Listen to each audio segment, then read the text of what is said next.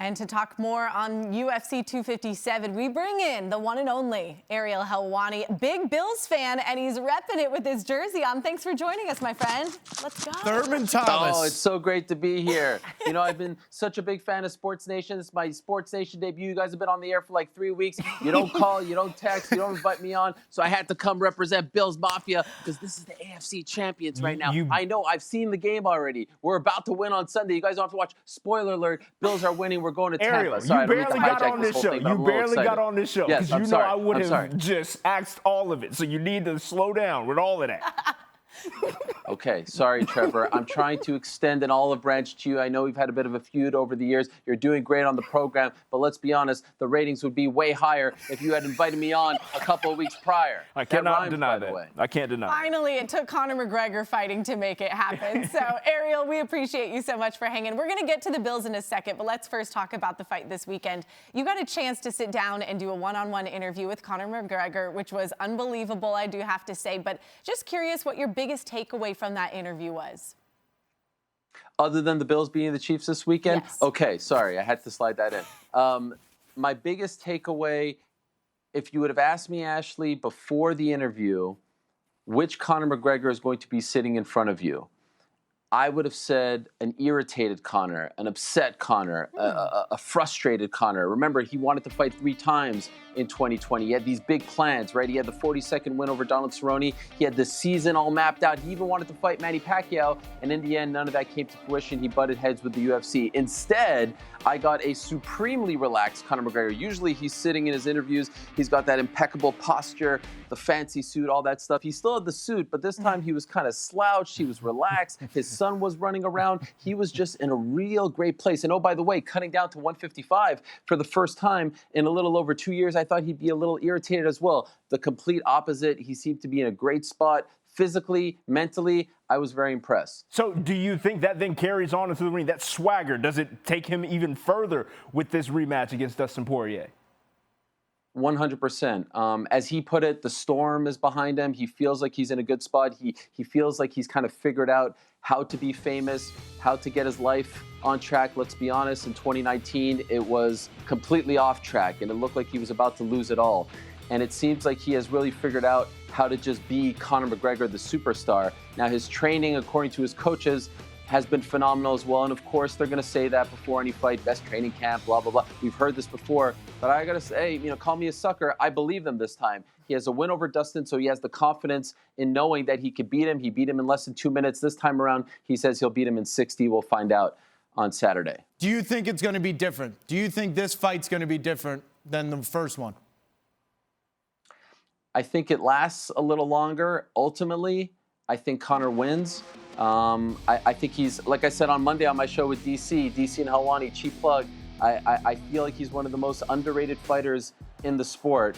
To me, he's kind of like the Josh Allen of the UFC. He doesn't get enough respect. He doesn't get enough love. You know what I'm saying? I don't feel like people give him his proper due, and I think he's going to remind people that he's still, if you want to say Khabib is number 1 at 155, he's number 2. He is still the man when it comes to the active fighters right now, 155, because, of course, Khabib Nurmagomedov recently retired. But that's my question. Do we see Khabib come back? If Conor does indeed win this weekend, would he come back to do a rematch with Conor?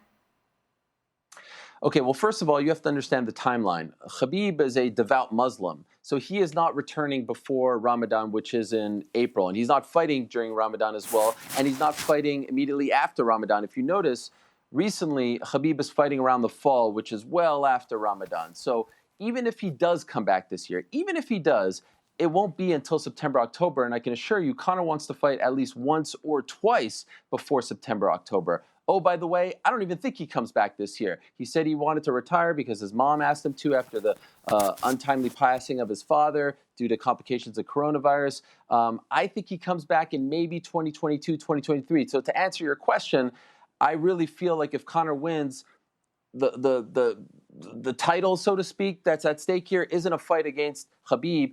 It's a fight for the vacant belt or the interim title, not necessarily the rematch that the UFC wants to see, which, of course, is Khabib versus Conor too. All right, Ariel, we got the MMA stuff out of the way. It is now time for you to lean into this Bills. Look how happy he is right now. Finally, we get rid of that. This is what I want to talk about. The floor is yours. Your prediction for how this plays out this weekend.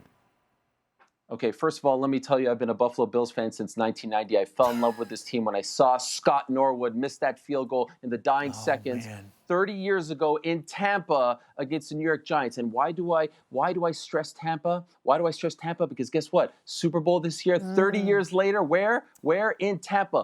Full circle, my friends. The last time we played in the AFC Championship, and yes, I say we because I'm a proud member of Bills Mafia dating back 30 years. The last time we played in the AFC Championship was against these same Kansas City Chiefs at Arrowhead. Quarterback then, Joe Montana. Quarterback now, Patrick Mahomes. Why do I mention Patrick Mahomes? Because I want him to play on Sunday, excuse me. What did Ric Flair famously say back in the day? To be the man, you gotta beat the man, right? Hey. I want to beat the man on Sunday. I want to waltz into Arrowhead, which we will do. We will win 31-24. Then I want Tom Brady to exercise those demons of the New England Patriots of yesteryear. Sure I want Tom that? Brady. We will lay the smack down. We will be the champions of the world come February 7th. You heard it here first. Clip this off. Bills are winning the Super Bowl finally, and we get the monkey off our back. Ariel, the last person you want running into that stadium's Tom Brady. 71-2 against the Buffalo Bills in his career. That's the last person you want. I want Tom. I want all the smoke. I want all the bad juju. I want Tom. I want Giselle. I want Gronk. I want all those old fogies. We want them now. Josh Allen's the MVP. Sean McDermott's the coach of the year. Stephon Diggs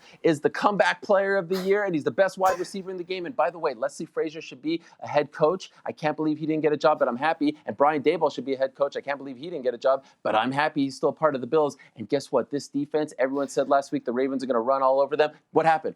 How many points did they score? 3. Sad. That's how many goals Taylor Twellman has in his entire career. 3.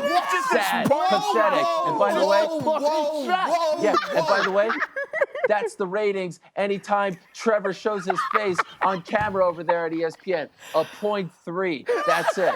Bills winning on Sunday. You heard it here first. Screen. Ashley's the real star of that show. Get him out of here. Ashley, say goodbye. And so we're going out as buddies. You too. No. Love it. Club That's de my foot. guy. That's my Club guy. de foot. I'll cheer for the Bills just because I love you, Ariel. Thanks so much for joining us, and enjoy the fights as well as your Bills game this weekend. Josh Allen is Conor McGregor. Go Bills, baby. What? Go Bills. What? Josh Allen, Conor McGregor.